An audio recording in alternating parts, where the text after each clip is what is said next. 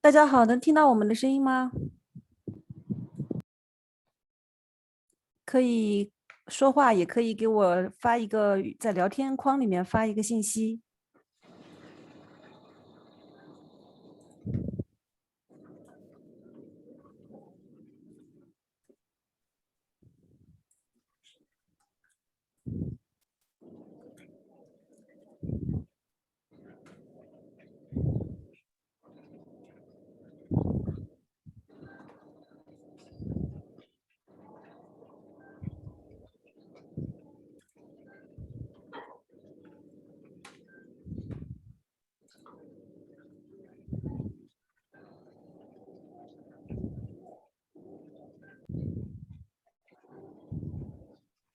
请新进来的朋友把你们的声音关一下，这样的话，其他人等会我们讲话的时候，其他人不会听到很多背景音。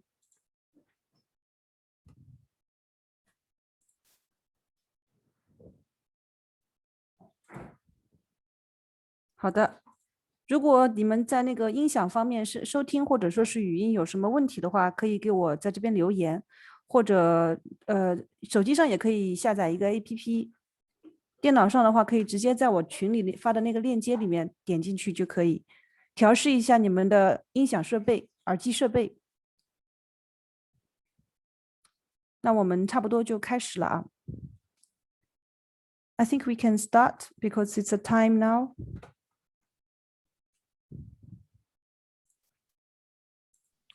So I will start from the presentation, okay? Okay, you can start. 那么首先欢迎大家来到我们今天第3场2021年的城堡麦芽网络研讨会啊。今天我们主要的讲题是烘干麦芽。那么跟以前一样，我首先介绍一下公司的基本信息。大家知道城堡麦芽呢是在比利时西部的一家有150多年历史的麦芽公司生产商。那我们现在的品种呢，一共达到了有100多种，包括基础麦芽、特种麦芽、焦糖麦芽以及有机麦芽这个全系列。那么之前有听过我们城堡麦芽网络研讨会的朋友都应该有所了解。在2020年这一年呢，我们又新开发了一些麦芽品种，所以现在总的款别数到达了101款，应该是全世界所有麦芽生产厂家当中品类最多的一家了。我们所有的麦芽制品呢，都是在比利时生产，原装进口到国内。目前国内呢，在北部、中部和南部地区各有一个仓库，通过经销商代理的方式来发货的。那么我们基本上每年都会参加各种展会，很多人应该都是有我的联系方式的啊。那么今天我们要讲的呢是基础麦芽和特种麦芽这些当中的烘干麦芽类别。等会儿呢由一位是我们研发部门的经理吉尔来给大家做麦芽的介绍，还有呢是一位我们的公司的一位以前是也是做酒师的，现在偏向于理论研究的一位特聘的专家来给我们做应用方面的介绍。我会在全程做翻译。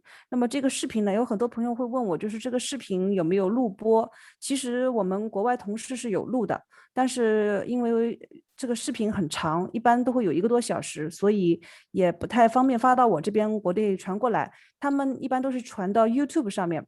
我们接下来呢，一个方面是，就如果说你们有翻墙软件可以到国外去看的话，那这个肯定是可以看的。如果说你们没有的话，我们也会想办法看能不能让他们传到优酷上面，但是这个可能会需要一点时间吧。今天在最后呢，我会给大家播一些我们现在做好的视频，以及我们现在有刚刚建好的一个微信公众号，上面会分享我们的一些相关信息，也是属于千呼万唤始出来，刚刚做好啊。那么这一页呢，我就先和大家说一下我们总的，基本上每一次我们的研讨会，我都会把这一张 PPT 给大家秀一下，因为这个是我们所有麦芽品类当中的一个分类，基础分类啊。所有麦芽当中呢，最基础的就是基础麦芽，我们现在是有4款，除了皮尔森、淡色埃尔，还有维也纳，以及另外还有一块叫我们是新出的是马瑞斯奥特那个英国麦芽，不过目前国内应该还没有现货，其他的都是有的。然后呢，除此以外，就是烘干麦芽在左边有8款，那么这就是我们今天所要讲的主要内容。然后呢是焦糖麦芽，焦糖麦芽的话，上一期在5月6号，应该是5月6号下午，也是这个时间，我们给大家做了一些相关的介绍，也讲了红啤酒的那个应用。那么除此以外呢，还有烘焙麦芽。烘焙麦芽一般就是指比烘干麦芽再多一道烘焙的过程，它的色度和香味都会更浓。再往下呢，就是蒸馏酒麦芽、酸麦芽以及烟熏麦芽，这些比较有特殊用途的，通常是指用来做威士忌酒，或者说是有调节酸碱度的这种功能。然后右边这个呢，第一部分就是有机麦芽。那么有机麦芽呢，这个我们做的城堡应该是做的相对比较领先的。在全球有机这种对于健康的追求，其实现在也属于一种趋势。那么国内呢，今年大概从2020年开始吧，疫情过后，有很多业内的朋友会陆陆续续的问我，那么目前还没有形成一个大的潮流趋势，在国外有很多，但是在国内目前还没有完全兴起，毕竟它的价格会相对更贵一些。那么做有机啤酒呢，除了原料以外，大麦、水质、酒花以及酵母全部都是要有机认证的，才可以做成有机啤酒。但是将来一定就是或早或晚，这种趋势是会到来的。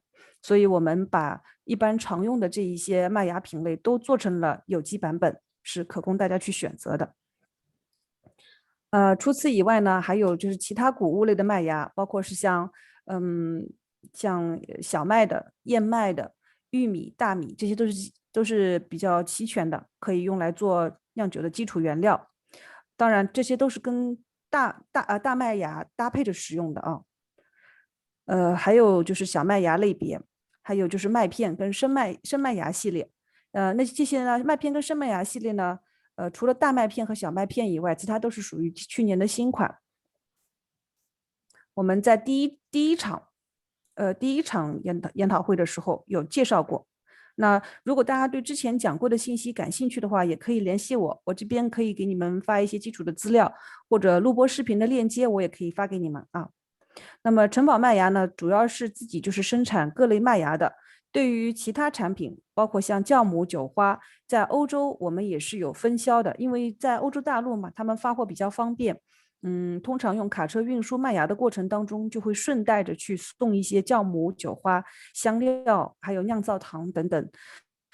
但是在中国呢，我们一般就是有其他的渠道去购买这些酵母、酒花之类的产品。当然，如果说你们需要的话，也是可以通过我们城堡麦芽来做的。但这些东西都不是我们自己生产的啊，只是经销而已。这个给大家解释一下。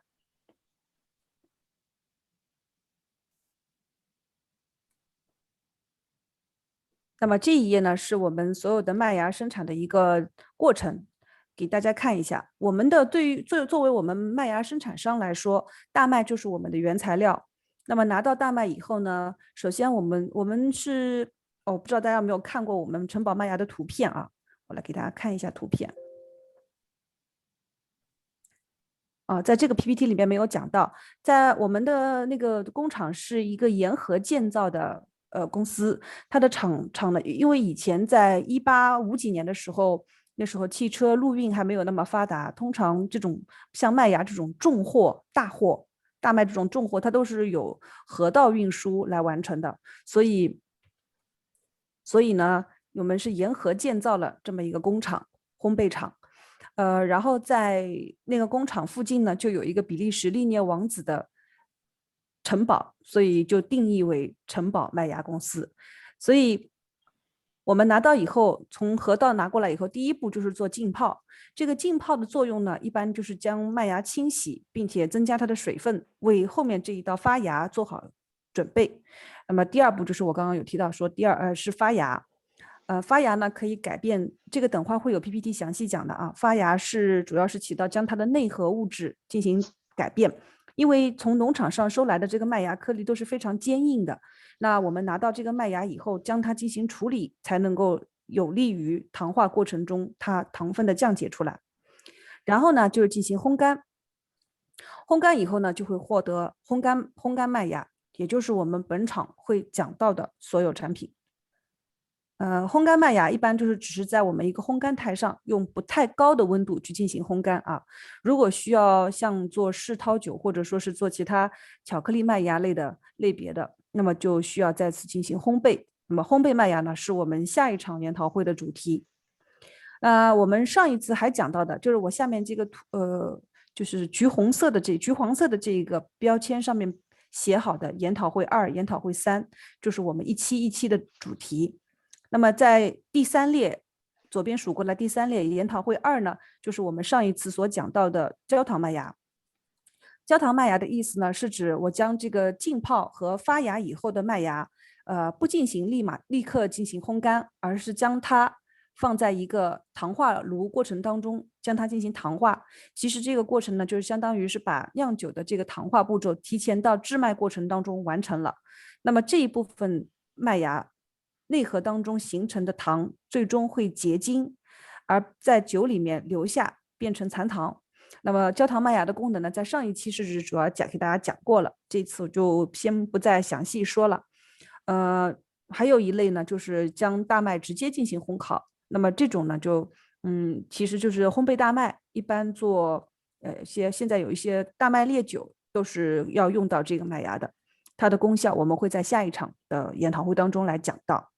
那么今天呢，我们主要就是讲的第一纵列的这个烘干麦芽系列。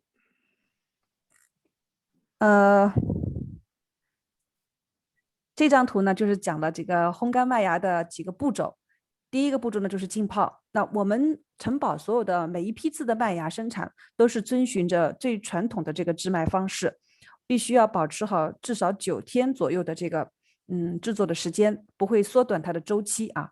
浸泡的话，大概是在1到2天的时间，然后发芽呢会发4到6天，然后烘干是大概也是1到2天的时间。我们是有一个双层烘干台。等会儿会有图片的啊。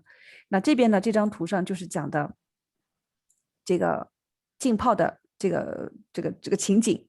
那么这里面的麦芽在浸泡的过程当中呢，它不是一直沉没在水中的啊，它是交替进行的。这个我就简单说一下，等会儿我还是让吉尔来给大家介绍啊。它是先加水让它浸泡，然后呢再将水位降低，让它进行呼吸，因为麦芽也是需要进行呼吸的，然后再加水增加水分，再把它水面降低。好，那么接下来的部分我就让吉尔来给大家说，我会给大家做一下中文的翻译啊。Okay, Gil, please. Okay, I was thinking that you were going to do the whole presentation because you weren't stopping. So, well, good afternoon, everybody, and thank you for attending in this webinar. I'm not sure about what Celine explained before, but well, this is the 3rd webinar. This is about the kiln mold. Now we are going to talk about the process of the kiln mold. And as Celine explained, it's 3 steps for the kilning process in Castle Malting. So it's steeping, germination, and kilning. So I'm going to first talk a bit about steeping. Do you want to translate or should I continue? Yes, okay, I can translate first. 那么刚才他因为之前那一段内容呢，基本上每次都会说到，所以我也比较熟悉了，就不需要他再先说，我就直接说了。所以他开玩笑说他以为我会说完整个 PPT。那么这边呢，就由他继续来给大家讲了啊。这位吉尔是我们研发部门的经理啊，他每次新品开发都是由他来做的，所以他对麦芽产品应该是最了解的人。他可能在应用方面不一定是第一，但是对麦芽本身他是最清楚的。那么今天呢，我们主要讲的这个烘干麦芽当中就分3步，浸泡、发芽，然后是烘干。现在他开始讲的第一部分就是浸泡。OK。Okay, so first, steeping process, what you can remember, if you need to remember just one thing about the malting process, is that steeping is really the most important step among the 3.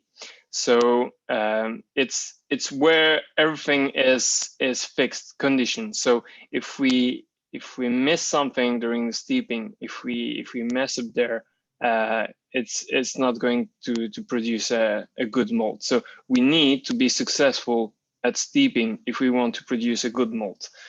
So why do we steep? So there are multiple objectives.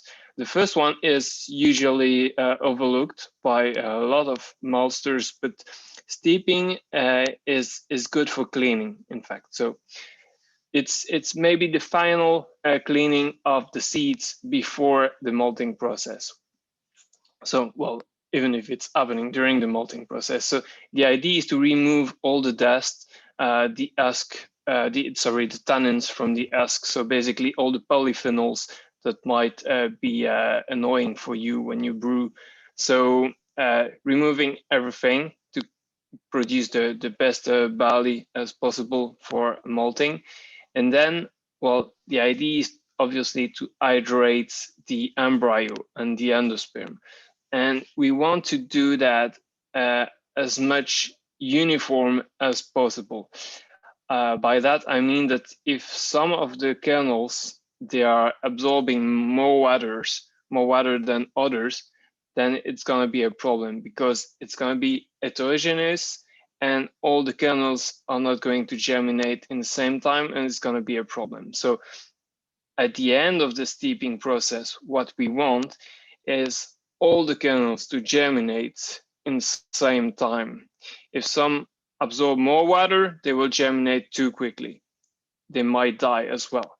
If other kernels do not absorb enough water, then the germination will be delayed and it's going to be a problem. So we want all the kernels to absorb sufficient amount of water and at the same rate. And for that, well, barley quality is super important and the process is super important as well. So how do we steep? What's the process behind that? So the idea is to alternate multiple phases that we call immersion and air rest. So I like to remind that the barley is not a fish. So the barley needs to breathe. So it needs to consume oxygen and it will release carbon dioxide. So that's why we keep a continuous bubbling, and also to make sure that the process is homogeneous and that the water goes everywhere at the same rate. And we need, even during the air rest, to renew the air. So we will absorb the carbon dioxide, and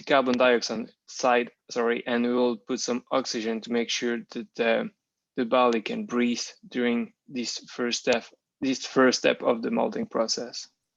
OK， 那么这个浸泡呢，其实相对来说是整个烘干当中最重要的，整个制造烘干麦芽的这个过程当中最重要的一个步骤啊。为什么他强调这一点呢？他是说，就是他解释了一下。首先呢，第一，它的作用就是进行对大麦的清洗。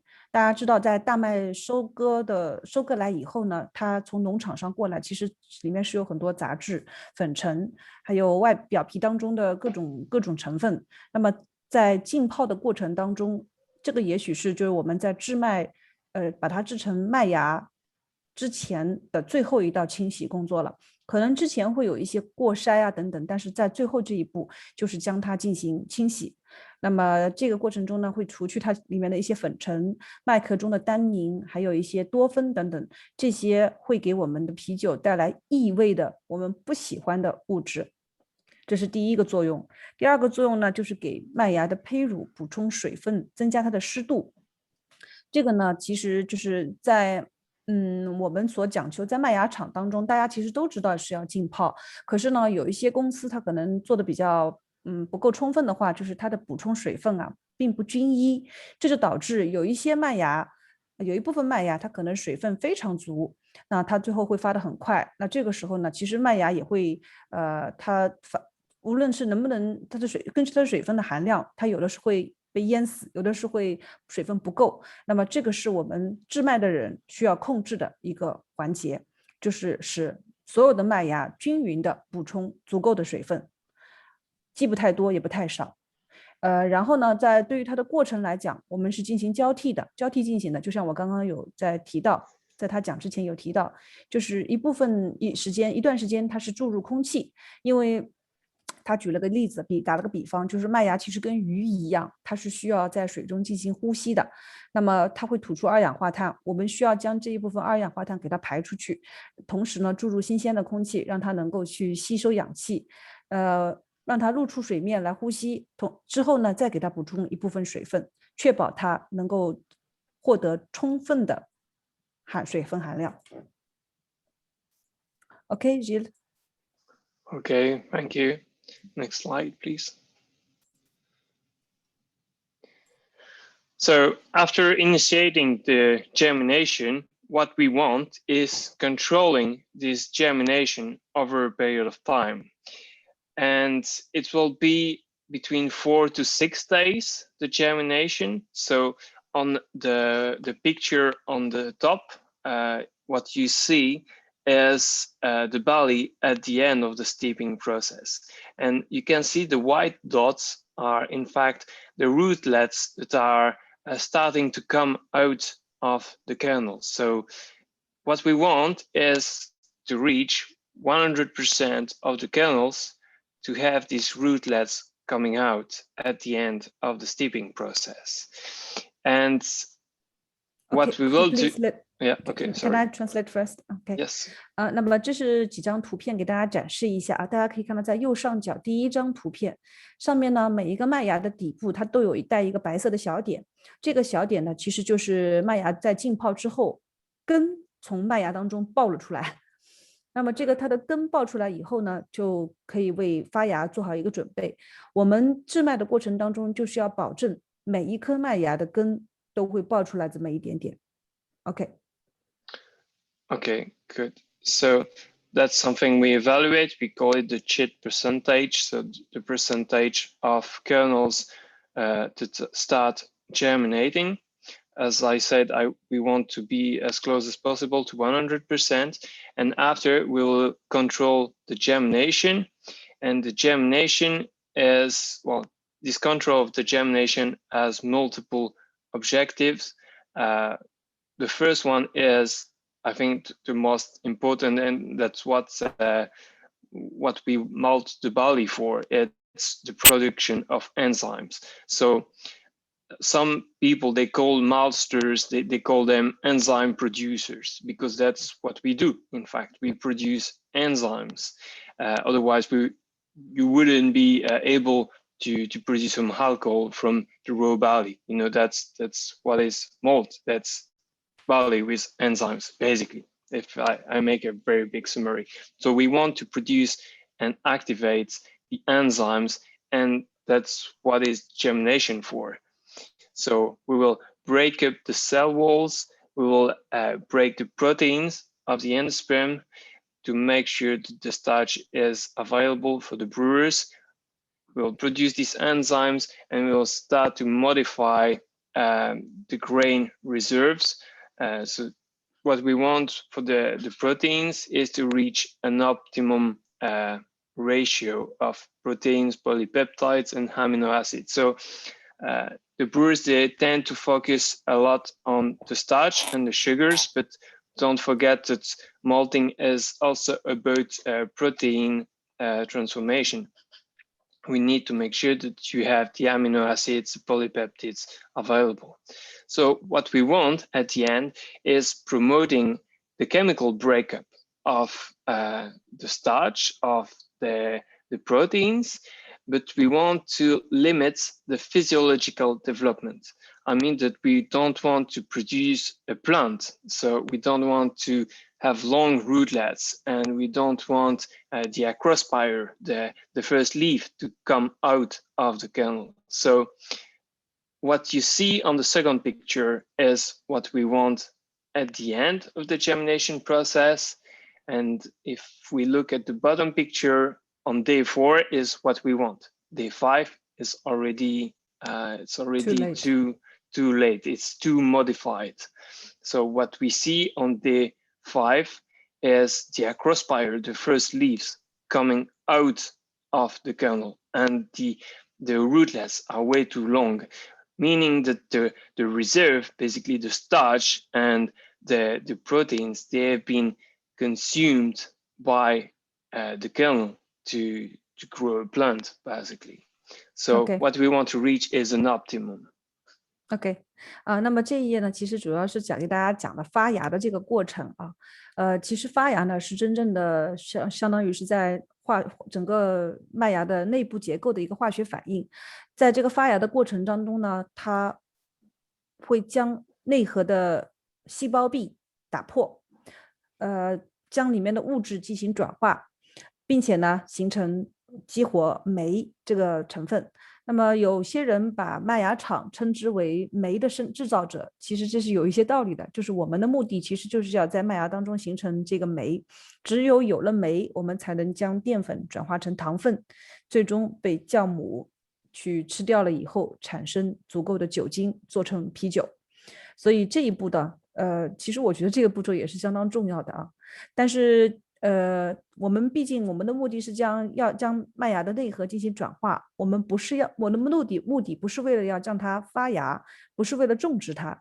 所以呢，大家看这两张图片啊，在中间这一张大图上有一些根须已经长出来的，这个是已经发好的，我们所需要去利用的这个麦芽。就发芽已经结束了这部分，那么这个时候呢，需要去我们麦芽公司就需要去介入，将这个过程停止，并且收获这一些麦芽。如果说它已经在像第三张图，就最底下这张图，它已经进入到第5个步骤。刚刚第2张图片上的，我们就用第四个步骤来给它形象的描绘出来。如果已经到了第5个步骤，根须发得很长，并且已经长出这一个叶子来的时候，那么这个对于我们来讲呢，就是发过了啊，已经太迟了。所以发芽这个过程需要把握好时机，需要制麦的工作人员、生产人员时不时的去观察麦芽的状态，去闻、去看，这个是我们公司需要去控制的，以保证它里面所转化出来的各种化学成分是我们所需的。OK. Okay, so we missed the line about the process on the previous slide. So how do we control in practice? How do we control the germination? The idea is to control the airflow. So you have to imagine a big layer of barley that is germinating. We have the airflow coming by the bottom or even by the top. So that's one way to control the temperature. Then we have the humidification and the spraying of water on this layer to make sure that it doesn't get dry. So we will keep it as humid as possible for the germination. And we have obviously turning machines that I think we have a picture with that just after. We have turning machines that will make this layer homogeneous. So we don't want the rootlets to get to approach each other. So we don't want a big solid layer. We want it to stay smooth. So that's the idea. We have multiple parameters to control the germination, to avoid temperature to increase, so the germination will happen too quickly. We want to have this homogeneous process all along the 4 days. OK， 那么下面还有一点刚刚没有说到，就是工艺啊，对于转化过程的一个控制。在这个过程当中，发芽的过程当中呢，制麦者除了要时不时的去进行观察，我们主要是控制整个环境的温度、湿度。因为麦芽需要一个很潮湿的环境来进行发芽。我自己有去看过他们那个工厂的发芽车间啊。是在一个很大的长方形池子里面，然后呢进去以后，你就感觉就像进了那种以前我们小的时候去的那个公共浴室一样的，就天花板上面都在滴水那个感觉那么在这样的一个潮湿的环境当中呢，麦芽可以均一的进行发芽。然后呢，我们需要控制的还有一个还有一个事情就是不能让麦芽的根须打结，因为它根须在不断的长，它那些池子里的麦芽都是活的，根须在不断的长呢，它有的时候如果人工不去进行干预，它就有可能缠绕在一起，最后呢，我们就会获得一块麦芽饼那样的感觉。所以呢，我为了避免这种情况的发生，我们会有几个转的那个像轴一样的东西啊，会不断的去转，给麦芽翻身，去打散，让它一粒一粒全部都分开，这样它才能够充分的获得空气，每一颗都获得充分的空气，发的一样好啊。那个是不断的在推的那个翻身的给它。OK。 Okay. So here is a picture of what is happening during the germination. If we look at inside of the kernel, so first we have the embryo. The embryo in yellow is where life starts, and life goes up and down, meaning that from the embryo we will have the acrospire coming up, so that's the first leaf, and the rootlets that try to get down into the ground. So from the embryo, we have these two directions. And then we have the endosperm, where basically all the resources are. So the kernel needs energy to grow, to germinate. And for that, it will take some energy in the endosperm, and to protect all these kernel from the outside, we have the husk just like the skin for humans. So that's a picture that shows you a big summary of what's happening during the germination. Okay. I will just simply explain about this process, I think. 那么这张图呢，它讲的是整个麦芽颗粒内部的一个发芽过程啊。就这上面有标注，这个图原本是他们国外外文的，我是贴了中文上去。那么这个大家看到箭头所指的方向呢，是它的胚芽这个位置，从发芽就是从这边开始长出来的。然后它中间有一个内胚乳，内胚乳呢其实就是我们最后想要获得的这个淀粉质的物质。还有就是外壳，外壳就是保护麦芽颗粒的，像皮肤一样。那么这个壳呢，就是很多公司在最后就酿酒厂在做的时候，有些人会想要去把它去掉。那么对于发芽来说，这个过程还是需要这个外壳的保护的。最后就是它的根须部分，大概是这么一个麦芽壳，就像一个小小的化学反应堆一样，整个颗粒的内部构造大概是这样子。OK。 Okay, so that was a picture, but we cannot see everything from a picture. So here is a drawing to explain you what's happening during the germination. So we find the same terms. So we have the husk, we have the rootlets and the acrospire. In kind of green blue is the aileron layer. So here is another important element inside the kernel, because it's where most of the enzymes are produced before to be released within the endosperm. And the endosperm is, well, the big part of the kernel. That's what is mostly interesting for the brewers, because that's where they will get their sugars to produce the alcohol. So how does it look, the endosperm, the starch? Well, you have on the bottom right of the drawing what is before malting. So what does it look before malting? So basically the starch are in the form of granules. So there are small and bigger granules of starch that are enclosed in a protein matrix. And these are, well, in cells, so that are enclosed in membranes. So what do we do during germination is modifying this structure to reach what is on the bottom left of the drawing. So what is after malting? So what we want is to break the cell membrane first, to access then the protein matrix, and to break down this protein matrix to make sure that the starch granules are available for the brewers. That's what we call modification during the malting process. OK， 那么这张图呢是刚刚前面的那个照片，不可能把里面的一些细节、一些化学分子讲得很清楚，所以我们就把它画了这样一张简图，名称都是一样的标注啊。那么大家主要是看下面的2个，一个是转化前的内胚乳，就是在右下角的这个图。大家可以看到，在这张图上面呢，就这个部分当中，其实麦芽内部的这些细小的颗粒，这些淀粉质，在起初的状态都是被一层蛋白质膜给包裹住的。这个细胞膜包裹住的颗粒呢，就是大大小小一颗一颗的，对吧？那我们制麦厂的目的就是要将它转化，将这个部分转化，转化以后呢，就会变成左下角的这张图。它的细胞壁会被打开，细胞膜会打开，打开以后里面的颗粒就一颗一颗分散开来。那么只有当它分散开来以后呢，才可以被酶去转化成我们所需要的糖分。所以这个就是制麦厂所做的一个具体的工作。OK。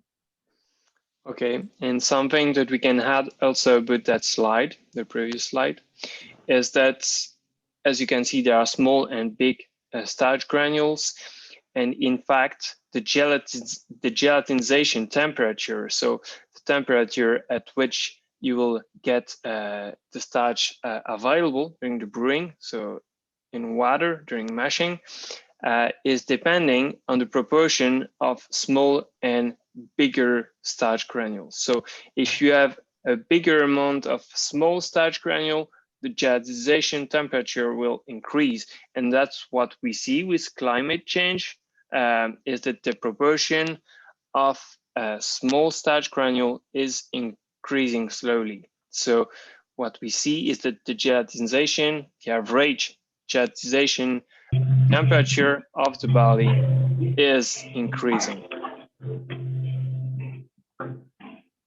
OK， 有一位这个新加入的朋友，能不能把你的这个麦克风关一下？我听不清楚了，这个噪音有点大。啊，谢谢。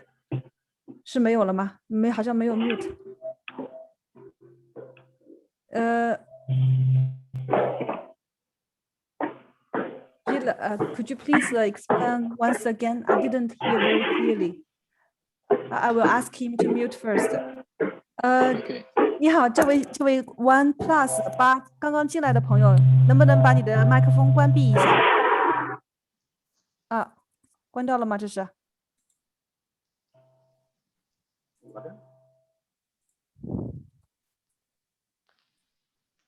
好，他关掉了。OK, it's done. Okay. Okay.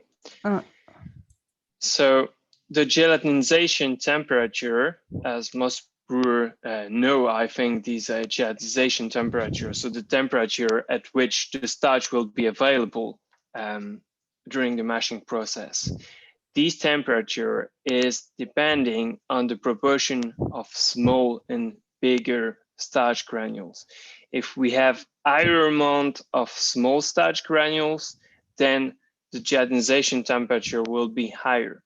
And what we see with the global climate change is that the average proportion of small starch granule is increasing. So the gelatinization temperature, so the temperature at which you will start mashing, basically, is increasing.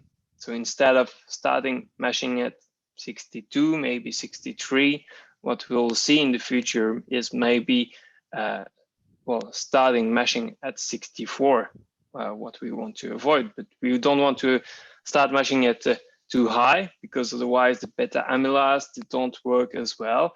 But that's what might happen in the future. OK。那么在这个转化过程当中啊，我们的目的是将麦芽颗粒里面的淀粉质全部转化成比较均一大小的。为什么要转化成比较均一大小呢？因为这个颗粒的尺寸会直接影响到大家在进行糖化过程的起始温度。那么颗粒越小呢，糖化温度就可以越高。如果说颗粒越大就没有转化好的，我们就需要将它的温度放低。这个我在前段时间还有跟很多朋友酿酒师朋友去交流过，我们现在国内应该有很多人还都是用比较低一点的温度作为起始的糖化温度，从40几度开始。那么城堡麦芽呢，就是有这样的一个参数控制，我们需要将颗粒全部都完整的转化到细小颗粒以后，让大家可以在投料的时候直接用63°C的温度介入，有的时候62，有的时候63，我们的配方当中都会去给大家写好。这个也是为了避免一些其他杂质成分的产生，所以不需要从40几度开始糖化。当你使用城堡麦芽的时候 ，OK。 Okay, next slide, please. So here is a picture of the turning machines and the germination box at Castle Malting. So what we will do is, well, let's say twice, 3 times a day, the turning machine will go through all the layer in the germination box, and the objective is to avoid the rootlets to hook each other and to have a tangle of rootlets. So we want the hair to go through the layer easily, and if we have very compact zone, compacted areas of kernels, then it's a problem. So it's in a way to keep the process homogeneous and the layer aerated. OK， 那么这个就是我们刚刚有提到的发芽池啊，就是大家可以看到这个天花板上面是不是右上方这边可以看得出来它是湿漉漉的样子，是吧？那么这个池子里面的麦芽呢，就都在呼吸，在发芽，在长身体啊。所有的这个一根一根的柱子，它是一个可以一边转动，每个都可以单根转动，同时来来回回的摆动的，一天大概有那么几次来回摆动的过程吧。整个大池子会来来回回的走，目的就是将麦芽全部都打散，打成散状，不要让它结团结块，因为发芽的那个根的原因。OK。 Okay, so that was for germination. So we have been through steeping, germination, and now is kilning, the last of the 3 steps of the malting process. So kilning can be 1 or 2 days if you have a simple or a double deck kiln. At Castle Malting, we have a double deck kiln, meaning that we will kiln over a period of 2 days. I will talk a bit after the process. And what is kilning, in fact? Because after germination, well, you have basically everything you need for brewing. I mean, you have the enzymes, and you have the starch, the proteins that are available. So I like to see the kilning as a way to stabilize the product. So I mean stabilizing because it's very humid. It's 42% humidity at the end of the germination. So we need to lower that level of moisture, and in order as well to make to reach a good friability when you will mill your malt. And also, well, stabilizing means stopping the germination by killing the embryo, because you have to see the green malt in germination box as a living product, and we need, unfortunately, to kill it to stabilize it, to make sure that it will have a good shelf life over 2 years, for example. And what we want as well, and that's the tricky part, is to stabilize the product, but we need to preserve the enzyme activity, meaning that we will heat the product through kilning. We will heat the barley, the green malt, but we need to avoid high temperature for the base malt if we want to preserve a good diastatic power. OK， 那么这边图上讲的就是我们的烘干台啊，有很多制麦厂它用的是单层的烘干台，就是一层炉子，它通过下面的加温给它进行烘干。在城堡呢，我们传统的方法用的是一个双层的烘干台，下面的温度比较高，因为它热源是从下面开始加热的，然后上层是一个温度相对低一点点的。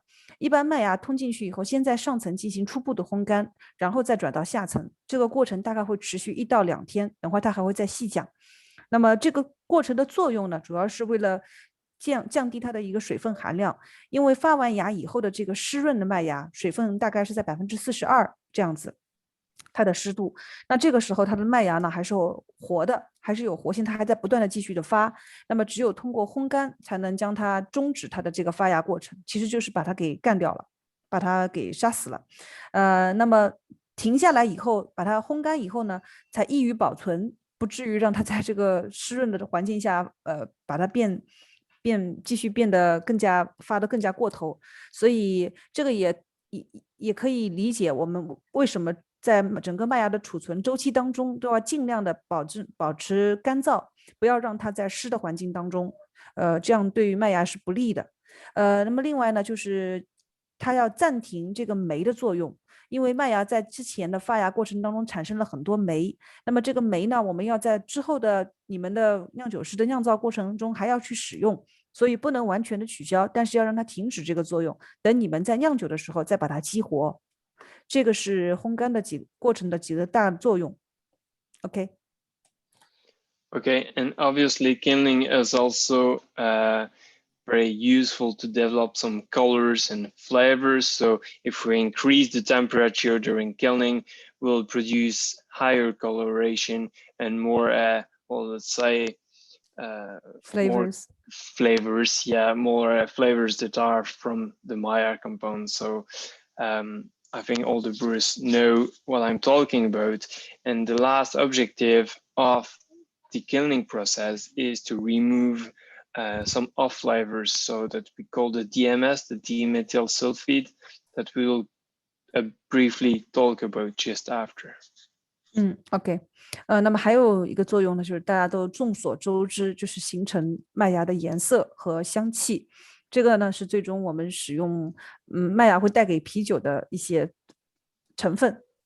还有一个作用就是控制它的异味产生，其中最主要的一个成分就是我们经常说的 DMS 2甲基硫，这个等会我们也会简单介绍一下。Process. Okay, so now let's talk about the process. You can move to the next slide.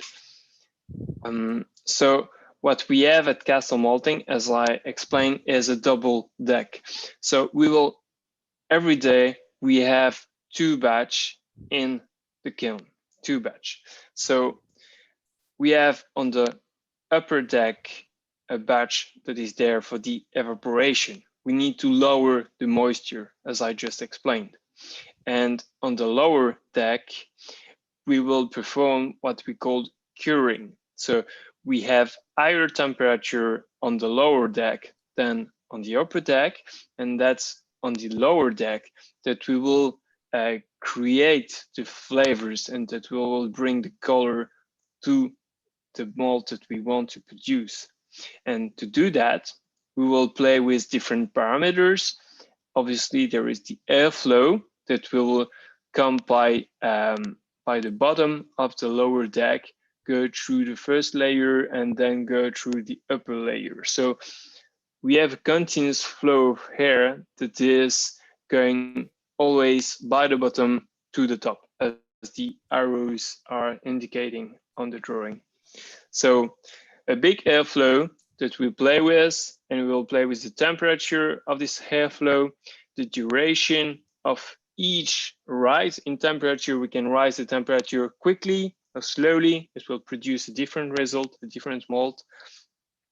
And obviously also the air moisture is super important. So at the beginning, for the evaporation, we need to renew the air, because if we recirculate the air, we will bring the moisture of the malt from the top to the bottom. So we need to renew this air to evacuate this moisture. And obviously the step before is super important, because the moisture of the green malt at the end of the germination will have an impact on the kilning process. If we start at 40% or 44% moisture of the green malt, then we will need to adapt the process. OK，那么刚刚他说的呢，就是这张图上面所展示的双层这个烘干台啊，大家可以看到上面一层和下面一层，它都是上面一层我写的是蒸发，下面一层主要是大火。那么实际上呢，我们在每天的生产过程当中都会2个批次同时进行，就是说，我在下面一层放的可能是前一批次的第2阶段，已经进入到烘干以后的这个形成色度和香味的过程了，而上面这一层呢是新进入的第2个批次，进行初步蒸发的作用。我这样讲不知道有没有听清楚啊？有一点点复杂，有点绕口。也就是说，比如说上面这一层它的主要功能是进行蒸发，对吧？那它是后面一个批次进来的，先蒸发。那么与此同时呢，下面一层台子进行大火烘烤的已经是前面这个大火其实只是相对来说啊，并不是跟我们下次会讲到的这个烘焙一样的大火。下面这一层呢，已经是将从上层转移下来的前一批次的麦芽进行上色和固定的作用了。那么在这个过程当中呢，我们主要是控制2个参数，一个呢就是温度，这个肯定毋庸置疑了，根据不同麦芽的不同的这个类别，我们会去调整它的温度和烘干的时间长度。还有一点呢，就是气流。大家可以看到有一个红色的 air flow 啊，就是它的空气流动。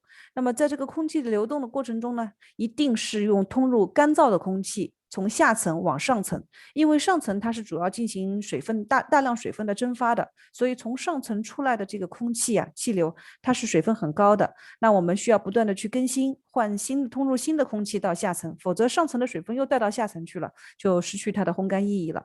这个是我们制麦的烘干过程，给大家就是做一个相当于制麦生产过程的工艺的一个介绍了。OK. Okay, so here is the same as I explained before, but in it's more complex. I won't go into the details, but what is nice to notice on this comparison between a single deck and a double deck kiln is that the ability to recover the energy and the heat is much higher on a double deck compared to a single deck. Sorry. So you have to imagine that the hot air, the warm air that will go through the lower layer after it has been through, then it's still very hot, and it's kind of stupid to release this warm air outside of the maltose. So the idea is that we have this upper layer that will benefit from this warm air for the evaporation. And obviously after going through the first layer, the temperature of the air has decreased, so that's perfect to have a lower temperature for the evaporation. So that's what we do, is recovering all the time the energy from one batch to the other. And there are multiple additional ways to recover the energy, as indicated by the arrows on this diagram. So obviously, even after going through the upper layer, the air is still warm. So we have heat exchangers to recover the air and to recirculate this air within the kiln. So as long as we can recover energy, we will do it thanks to this double deck kiln. 那么这张图呢是做了一个单层烘干炉和双层烘干炉的比较啊。我们可能不会给大家讲的非常细节，只是给大家提一点，就是我们对于热能的回收做的比较极致。像如果是单层烘干炉的话呢，它当然对于温度这个控制会更加方便一些，但是它其实一层烘干以后，它的那个热量烘出来的这个气流的其中的热量还是非常多的，那其实这是一种对能源的浪费，所以我们通过2层这个设计，将底下这一层回收的气流再进行对上层烘干，那么其实一方面是对于能量的节省给环境做成比较好的保护。另一方面呢，也会对于麦芽生产商的能量是一个怎么讲，就是充分利用吧，充分利用。对于最终大家所获得麦芽制品的价格，可能也会有一些多多少少的影响和帮助。OK. Okay, so here is just a small graph to show you. Here is an example for the Pilsen to show you what's happening inside the kiln. So you can see when you look at the orange line is that what we will do is increasing the temperature slowly, and then we'll start with a constant drying phase. We don't perform the withering phase, the one on the left. It was done before, but it's not performed anymore. I think most malt houses see that kind of phase as old-fashioned. It was nice before to recover energy, but it takes a lot of time. So we skip that phase and we start directly with the drying phase, and we'll keep a constant temperature through the layers. And then when we will see, and you see the black arrow is there to indicate that release the relative humidity that is going out of the malt house. At one point, it will decrease very quickly, meaning that the layer kind of lose its resistance. So the temperature, what we'll do with the incoming air is to increase it to reach the temperature of the curing phase.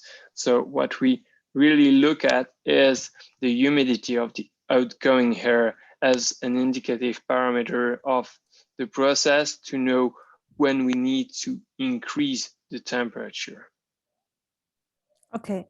那么这张图呢，其实我之前已经跟他交流过了，因为我一开始不太理解他到底是画的什么东西啊。我给大家说一下，这个呢是举个例子，就是拿皮尔森的这个麦芽的烘干工艺，我们过程当中是如何来调整它的温度的。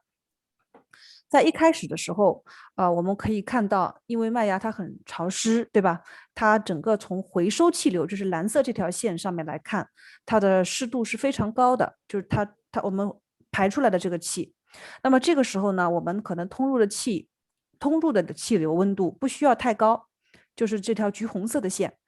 然后呢，随着它这个温度不断的这样烘到一段的时间以后，它这个回收出来的空气，它的湿度会突然开始降低，也就是说，大部分的水分已经被这个较低温度的气流烘掉了。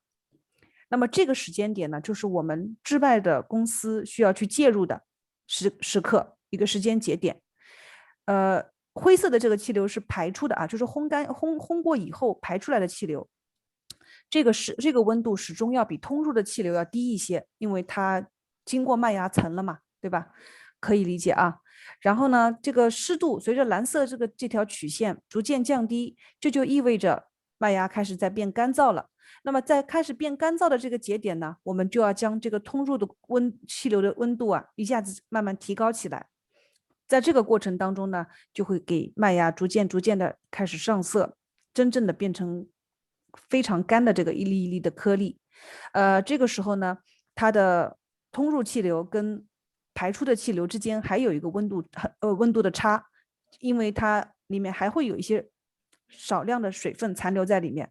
随着它最后它的水分越来越少，最终就其实是趋于一个干燥状态了，就是在最后这个阶段。那么这个时候呢，通入气流和排出气流的温度其实就相差不多了，因为麦芽已经基本上比较干了，对吧？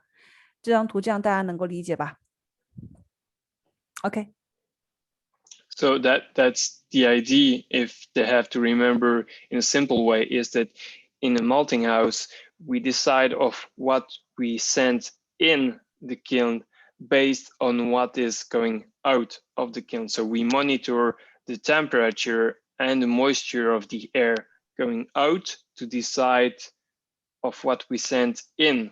So what we send as temperature and if we recirculate or not. OK， 所以给大家讲这个图的目的呢，就是告诉大家我们是如何来监控它麦芽的烘干程度的。基本上呢，因为烘干的过程当中不可能到那个炉子里面去翻看，对吧？我们是通过监测它排出的这个气流的温湿度，以及这个湿度麦芽的不好意思啊，就是排出这个气流的温湿度来决定我们通入气流的温湿度的。OK. Okay, next slide then. So just a short note, a short remark about the enzyme activity during kilning, because I think it's very interesting. There is a lot of research about that. So as I said before, after the end of the germination, well, basically you have everything you need for brewing. So you have also the higher amount of enzymes that you can get, and that's also illustrated on, well, that is half true, but you can see that on this graph that some of the enzymes will increase and some, unfortunately, will decrease during the malting process. So basically your ability to convert the starch will decrease during the kilning process. So the beta amylase might decrease, that's the orange line. It might decrease by, let's say, up to 60% during the kilning process.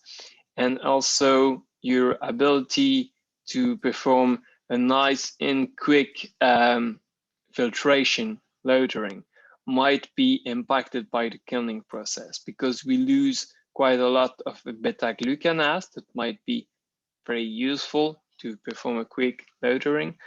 So basically, if we could save these enzymes in the kilning process, unfortunately we can't, it will be very beneficial for your process. But on the other hand, some enzymes, they increase. For the alpha amylase, the increase is quite relative, because it increased at the beginning and then it decreased to reach, let's say, well, almost the same level. So what is beneficial basically after kilning regarding the enzyme is the ability to transform the proteins. So the endopeptidase and the carboxypeptidase will definitely increase through the kilning process, so that might be beneficial for the brewers. But if we have to look at the big picture of the enzyme activity after kilning, well, it will be better to brew with green malt if we are really looking for the yield and, let's say, the enzymes. It will be easier to brew with green malt than with kiln malt. But unfortunately, as I say, it's not really possible, because you won't get the color, the flavors, and it's not a product that has a good shelf life as well, because it's way too humid. And there are also other aspects that I won't talk about here. OK， 那么这张图呢是给大家展示了一下麦芽颗粒当中的一些酶的转变过程。左边和右边各做了一些颜色的解释啊。这个图上面的文字我改不了，所以我就没有让它就直接这样保留着了。我们可以看到，首先大家知道，这个酶是我们在酿酒的过程当中所必须的、所希望拥有的一样物质，它可以促进我们淀粉质的转化、蛋白质的转化等等。那么很遗憾的就是在这个烘干的过程当中啊，大部分的酶、淀粉酶、葡萄糖酶，就贝塔的左边这2根线，它都是往下降的，就是随着烘干的时间越长，它的那个酶的含量就会越低，活性就会越低。所以呢，这个就引发了另外一个想法，就是这个是比较前沿的科技了啊。之前我们这位研发部门的经理，他还有在做过一个项目，就是将发好芽的麦芽不进行烘干，直接运到酒厂去现做，就像有点像那个叫什么，就是做面包房现做现吃一样，而不是我们需要再把它冷藏储存以后再运送到千家万户去。但是呢，作为像我们中国国内的这一些用户来讲，这个是不太现实的，不可能将潮湿的麦芽运过来给大家酿酒，对吧？所以呢，就不再去这个地方深挖。但是可以看到上面的这几根线，也就是这个蛋白酶、阿尔法淀粉酶和几个蛋白酶，它保存的都还是比较好的，不会掉的很多所以这个图呢是可以给我们提供一些这种理论依据和基础。OK.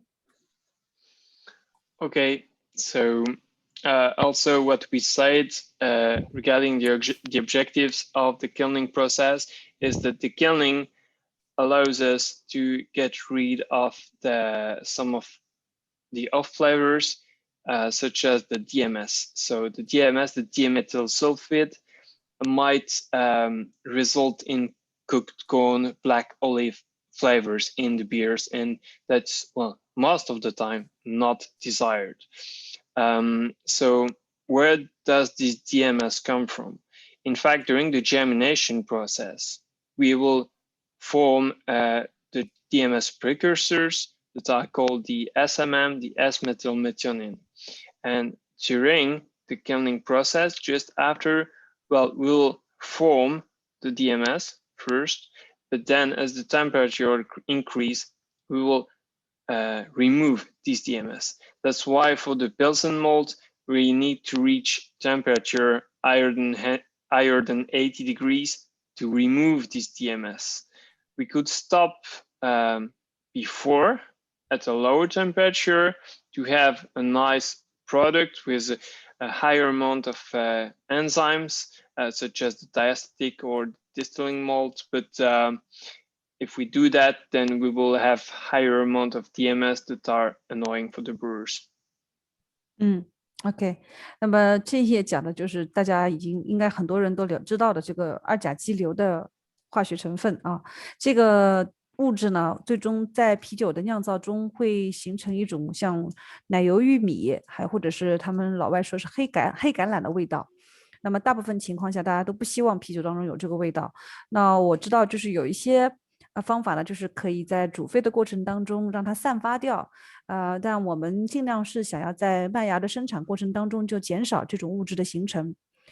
这个物质呢，它是多多少少一定会有的，在发芽的过程当中就形成了 DMS 的前体，这个物质叫 S 甲基甲硫氨酸 SMM 啊。那么这个物质呢，在烘干的过程当中，在低温烘干的过程当中就会演变成 DMS， 也就是二甲基硫这个东西。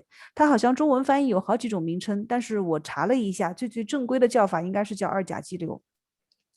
所以我们在做皮尔森麦芽的时候，最后这个步骤一个阶段一定会把温度升高到80摄氏度以上，来用高温把这个物质散发掉。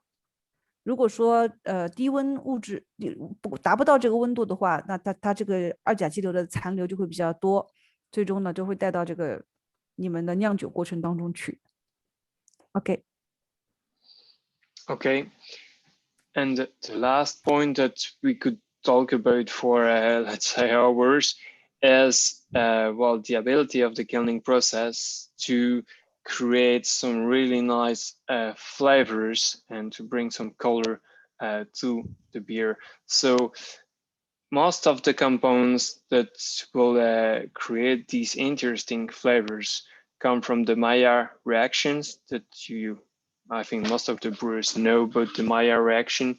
So this is happening between the sugars and the amino acid at temperature that are above 90 degrees.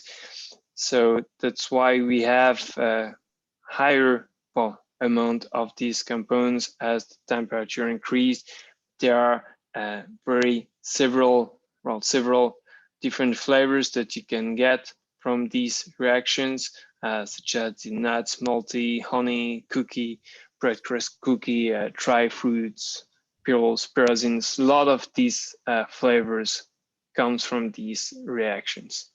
OK，那么这张图呢，给大家其实讲的就是美拉德反应啊，很多人应该都了解这个化学反应的名称。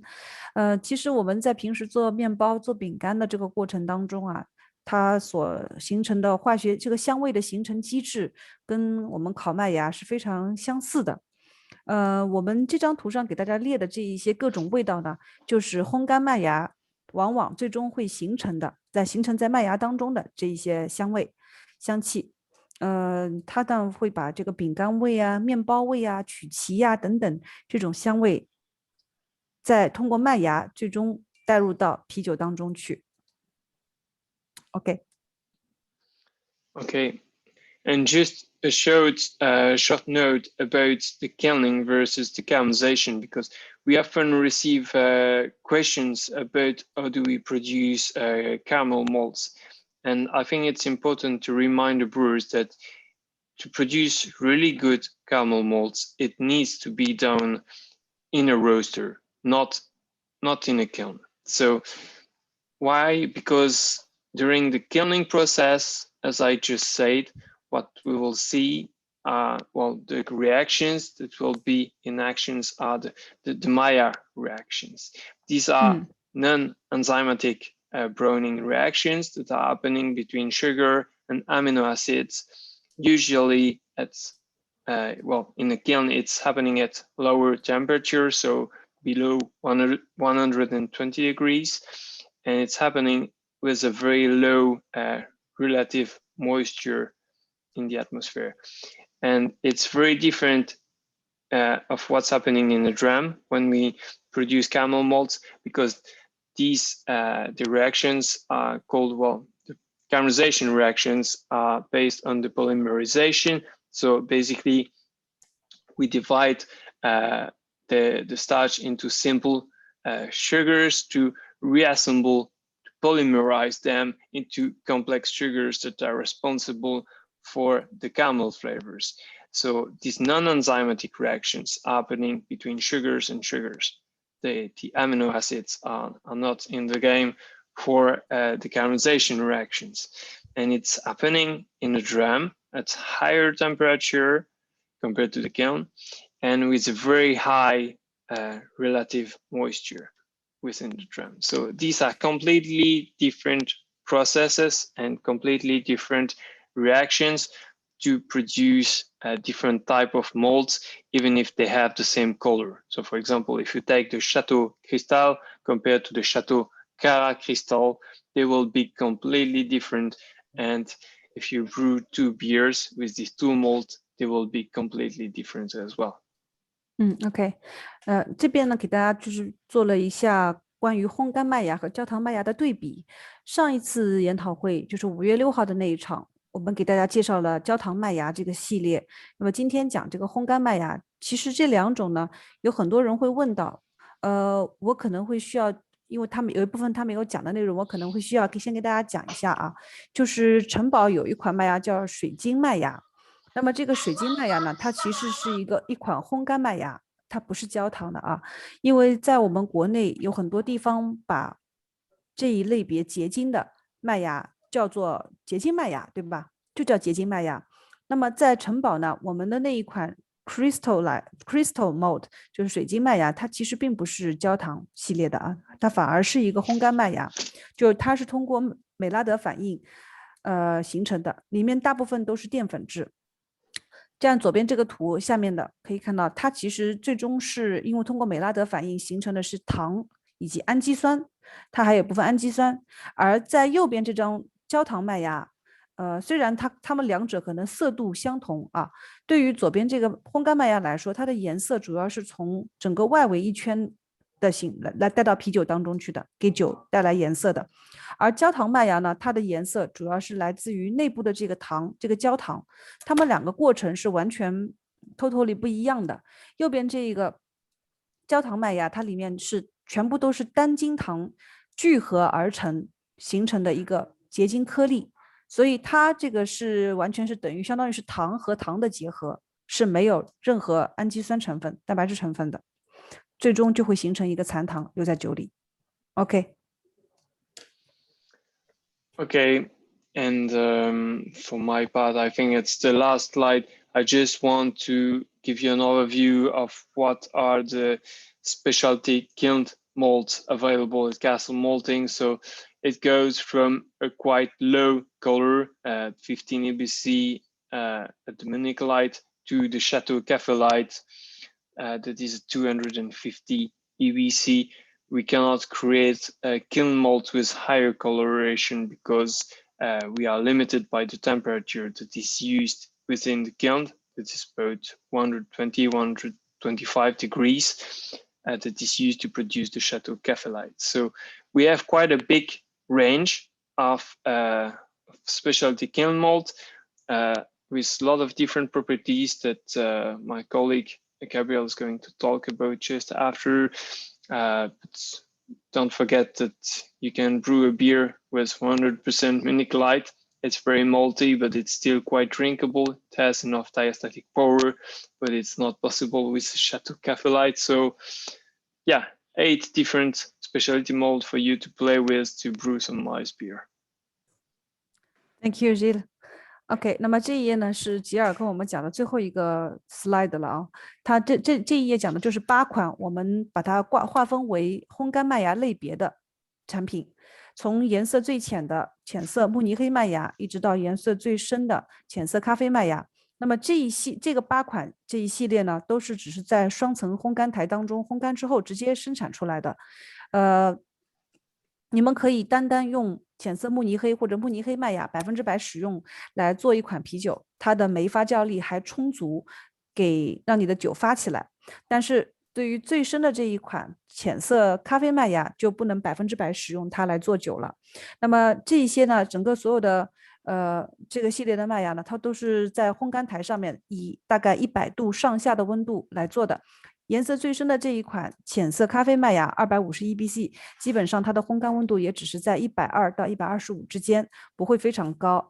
所以这些麦芽呢是推荐给你们作为烘干麦芽系列的经典产品。那么接下来正式的使用呢，我们就是请 Gabriela 给我们大家做介绍。Okay, I will now let the stage to my colleague Gabriel to talk about how to brew some nice beers with the specialty kiln malts. OK， 那么然后我们就请 Gabriela 给大家介绍一下这几款麦芽的正式的使用方法，如何在酿酒当中的应用。这前面讲的都是主要是制麦啊，因为我们主题是从制麦到应用。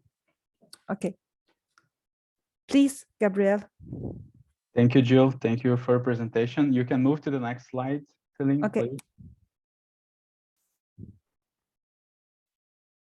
Please. Good afternoon, everyone. So my name is Gabriel. I am the brewer responsible for the technical support in Castle Malting. So every time you have any questions, you can contact me. And I'm here, so I'm going to give you a few ideas on how to brew with kiln malts.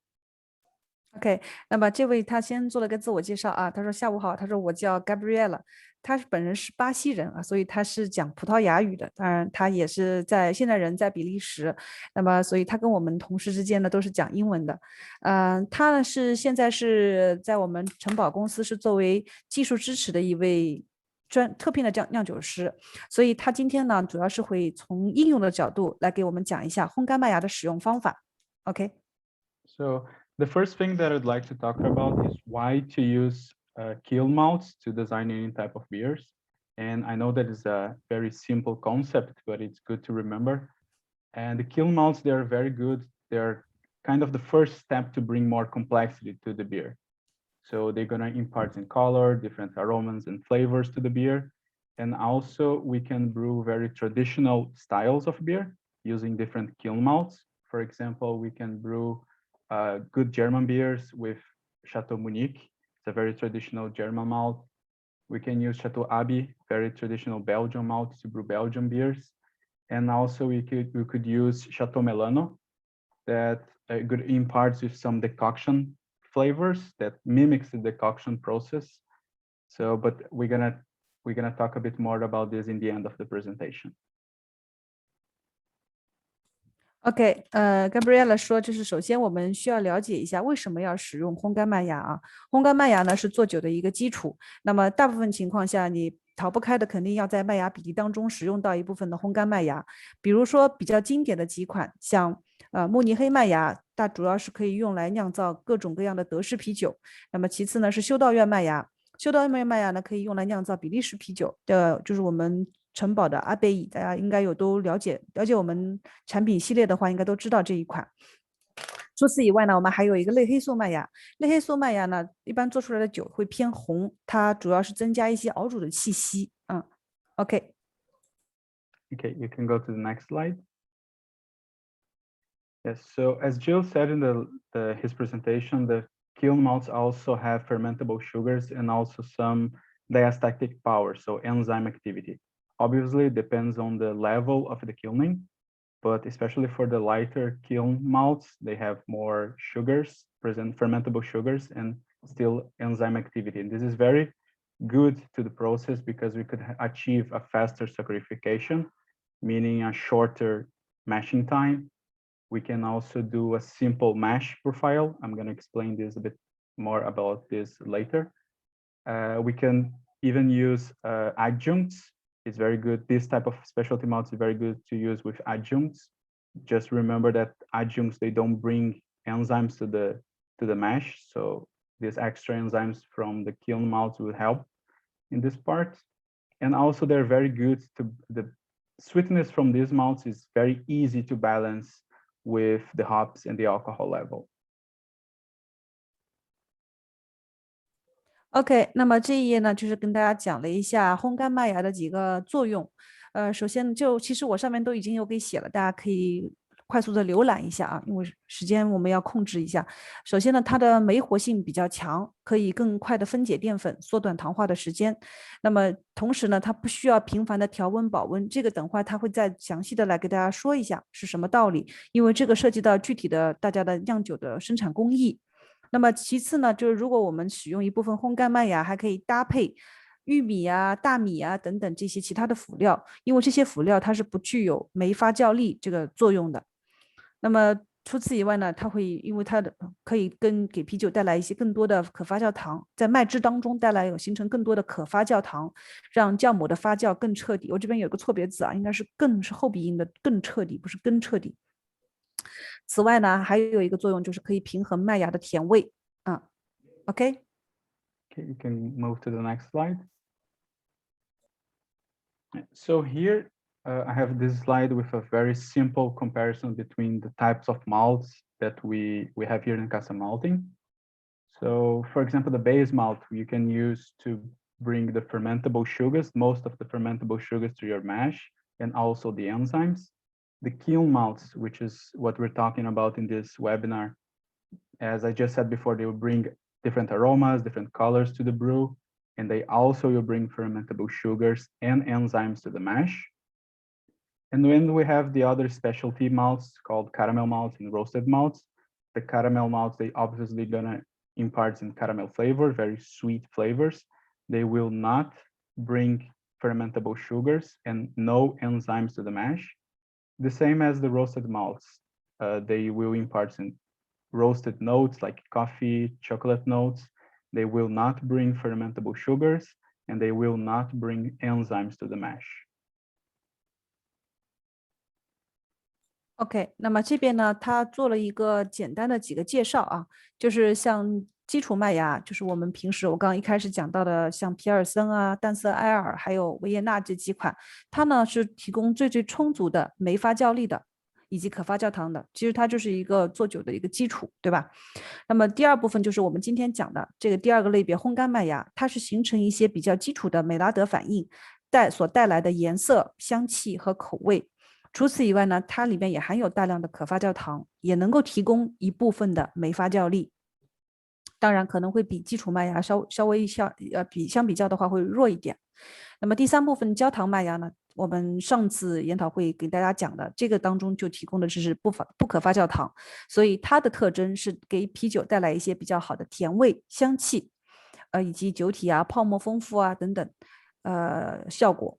那么最后一个就是烘焙麦芽，烘焙麦芽呢主要是一些深色的，形成一些烘烤香气的麦芽。这个呢它的酶发酵力就比较弱了，因为刚刚我们有说到这个各种酶的物质，它是随着烘烤的时间加长而不断的降低的，所以一旦它的颜色烤得比较深了以后，它的酶化能力就会变得很弱。所以这种深色麦芽是一定搭配着发酵力更强的基础麦芽来酿造的。OK. Okay, you can move to the next. Nice. So now I'm going to give you a few tips on how to brew with this kiln malt. So the first thing, very easy, and we need to decide the style of the beer we want to brew. And based on the style of the beer, you're going to decide the ratio between base malt and specialty malts, the kiln malts. And also you're going to need to choose which type of kiln malt you're going to use in your beer. And second is you can wait and mill and mashing all together. You don't need to be aware with any other difference between the kiln malts and the base malt. They have a very similar composition. They do not bring extra viscosity as some caramel malts can bring to the mash. And also they will not bring extra astringency or acidity to the mash, to the brew, as some roasted malt can bring. OK， 那么这一页讲的是如何来选用烘干麦芽的类别以及它的搭配啊。那首先，当然就是说，根据您的目的，您想要做一款什么样的啤酒，以此来确定你的麦芽配比。麦芽首先你要选的一些种类，选好了以后呢，如何去搭配不同种类之间的配比，这个都是就根据设计人的一些要求和想法来定义的。其次呢，称重麦芽一并磨碎，最后进行糖化。那么这个过程呢，跟其他的3款麦芽它做了一些对比。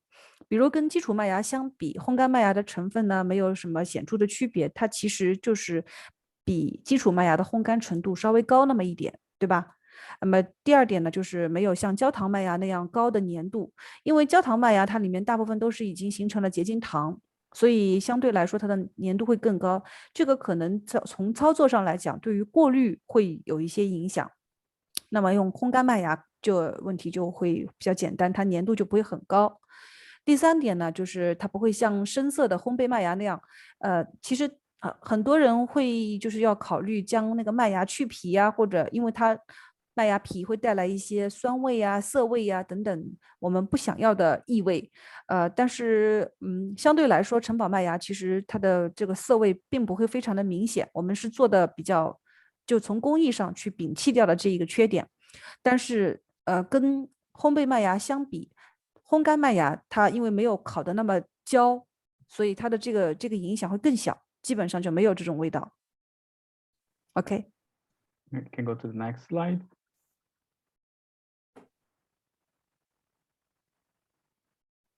Yes, so thinking about the water that we're going to use in this brew, we can think about the chemistry of this water and also the quantity of the water we're going to use in the brew. And talking about the chemistry of the water, you do not need any extra adaptation. Once you're brewing with kiln malts, we only need to adapt based on the style of beer you're brewing.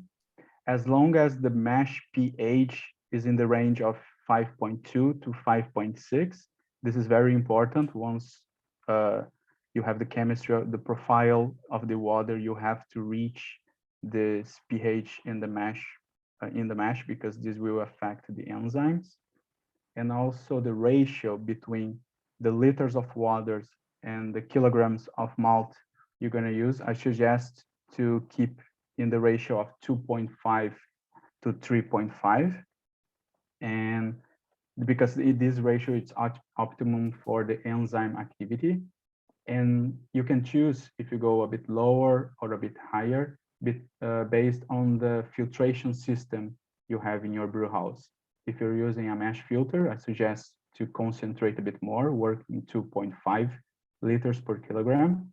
But if you have a Lauterton, I suggest you to work 3.5 liters per kilogram. And also this ratio, this number will depends on the efficiency of your brew house. It will be affected by the sparge volume that we're going to use to sparge the grains. OK. 那么这一页讲的呢是关于水质的。那么因为其实水质跟酿造有非常直接的关联，但是呢，如果你单单是使用烘干麦芽这一系列的产品做酒，那么这个水质的影响相对来说就会比较小一点。为什么这么说呢？我可以额外补充一些他没有说到的啊，像如果是用烘焙麦芽，就是比较深色的那一系列麦芽产品来做，通常它的造成的这个水质啊，最终它的酸度会比较高。但是如果你使用的是烘干麦芽，你的 pH 值，麦汁的 pH 值只要控制在5.2到5.6之间，基本上就不太需要去考虑水质的影响，因为烘干麦芽受它这个影响比较小。除此就如果你做深色啤酒，那可能就要对水质去考虑的更多一些。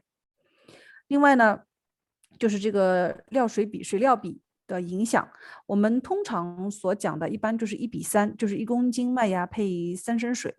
那么在这个如果你根据你的使用的过滤设备不同，可以适当的做一些调整，因为在这个区间之内，这个麦芽的这个糖化程度是最好的。